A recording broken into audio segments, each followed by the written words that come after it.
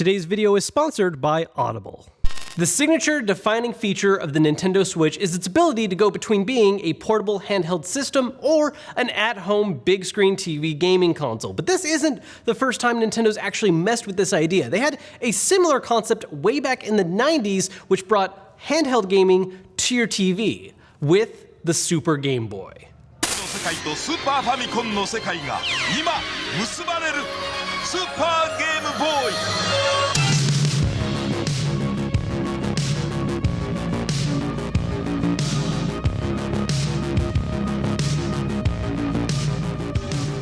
The Super Game Boy was the first, well, publicly at least made available way for people to take handheld games from the original Game Boy and put them on a Super Nintendo system using this little cart attachment right here. Now this looks just like a regular Super Nintendo cart, but inside is actually a lot of the same guts as a Game Boy, which run the games on the cart and put them on your TV. Now it's important to note that this only plays the same games as the original Game Boy, meaning you can do regular Game Boy games, certain very specific Game Boy Color games that could run on old systems, and surprisingly, even the Game Boy camera. But anything beyond that point that was Game Boy Color dedicated will not run on this. Now, while it had those limitations, this was still actually a little more powerful than a traditional Game Boy, and so it could leverage that strength in a couple different ways for each of the games. First off, obviously the Game Boy style screen is not the same dimensions as what you have on a TV, so it would add a borderline around it, which for some titles would just be a generic Game Boy one, but for a lot of more popular titles like Pokemon, you can get dedicated unique borders going around it. In other cases, there were some games that even offered actual performance upgrades, although oftentimes something very specific or minute. For instance, a few different titles would have improved audio files offering sound effects and music quality that wouldn't normally be possible with a traditional Game Boy.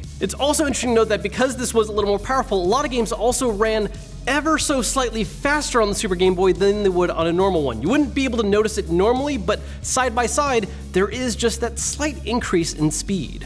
Now this one we have here is the original Super Game Boy, and it's the only one that made its way to the US. There is, however, a Super Game Boy 2 that was released only in Japan that featured a much fancier looking clear cart. It offered a couple different changes, one of which was that it did run games at the exact same speed as a Game Boy instead of the slightly increased like this one. But by far the most interesting feature of that one is it allowed you to connect a Game Link cable so you could do multiplayer Game Boy stuff, which you cannot do with this one.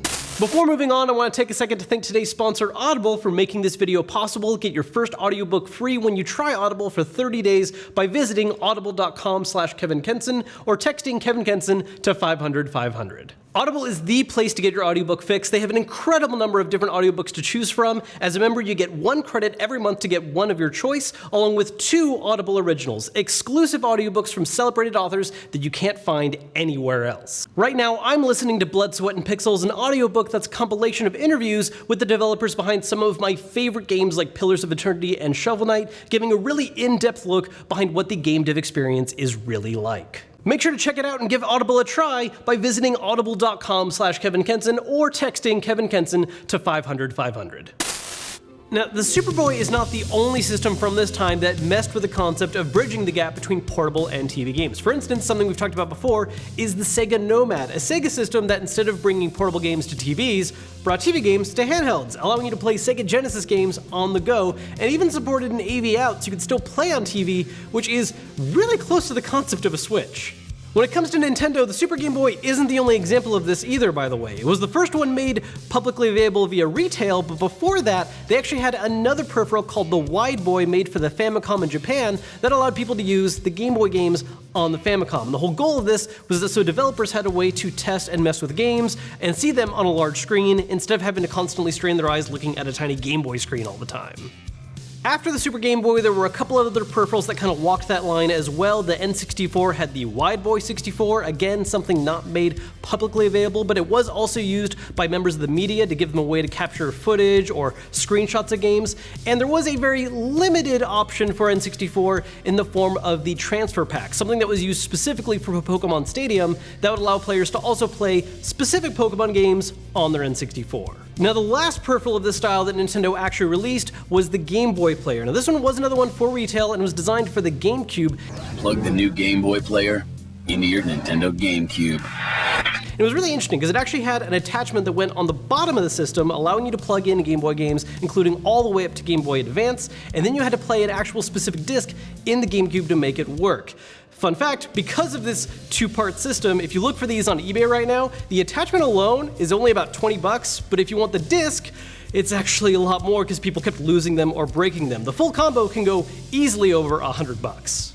Another fun fact about the Super Game Boy is that since it is basically just a Super Nintendo cart, it'll work with anything that runs Super Nintendo games. For instance, if you want a really ridiculous roundabout way of playing Game Boy games on a larger screen than a regular Game Boy, you could use it with a Super Boy. Or you can use it with a Super Analog NT to play on a modern TV.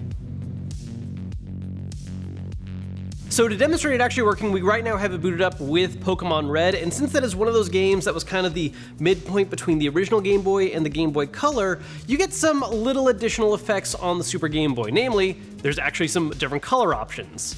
So we can even open up a settings menu, and in there, we can do things like change what colors we want the game to be displayed in, or we can change different border lines. In fact, Pokemon is one of the handful of titles that actually has its own unique border, but if we wanted to, we could change it to one of the more traditional ones, like the Game Boy surrounding screen, or just a bunch of cats being lazy.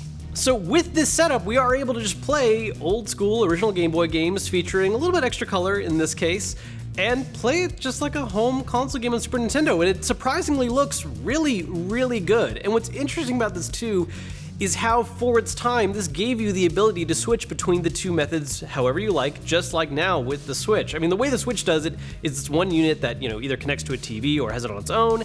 In other cases, like with Sony, there's things where cloud saves, you're uploading and downloading those. In the case of this, everything is saved right on the card itself. So everything you do in Pokemon here on the Super Game Boy, you just put that same card in your Game Boy and you're good to go.